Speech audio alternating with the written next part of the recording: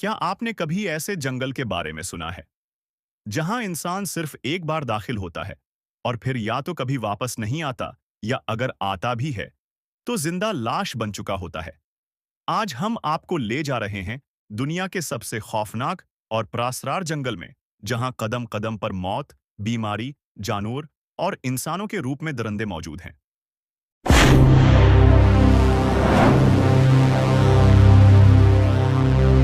ये है दारियन गैप। ये जंगल पनामा और कोलंबिया की सरहद पर वाक़या है।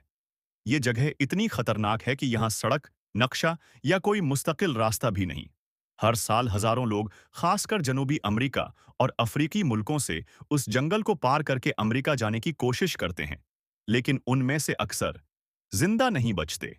जहरीले सांप, खून चूसने वाले कीड़े, दरंदे जानवर और बदतरीन इंसानी स्मगलर और डाकू यहाँ माफिया गुरवा लोगों को लौटते हैं, औरतों को अगवा करते हैं और बच्चों को जंगल में छोड़ देते हैं। 19 साला कार्लोस ने एल साल्वाडोर से सफर शुरू किया। जब वो डारियन गैप में दाखिल हुआ तो उसके ग्रुप के कई लोग बुखार और भूख से मर गए। कार्लोस भी गुम हो गया। 1 साल बाद उसकी लाश मिली। इसके कपड़े फटे, चेहरे पर खौफ जम गया था।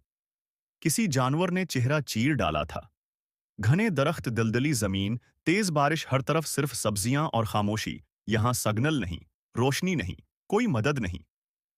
पनामा और कोलंबिया की हुकूमतें बार बार इंतबाह जारी करती हैं कि कोई भी शख्स बगैर तैयारी यहां ना जाए, लेकिन फिर भी हर हफ्ते हजारों लोग अपनी जान दांव पर लगाते हैं।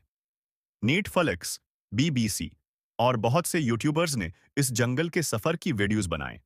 कई ने दरमियान में ही शूटिंग बंद कर दी, क्योंकि खतरा नाकाबिले बयान था। क्योंकि यहां सिर्फ जंगल का खतरा नहीं, बल्कि इंसान ही इंसान का दुश्मन बन जाता है।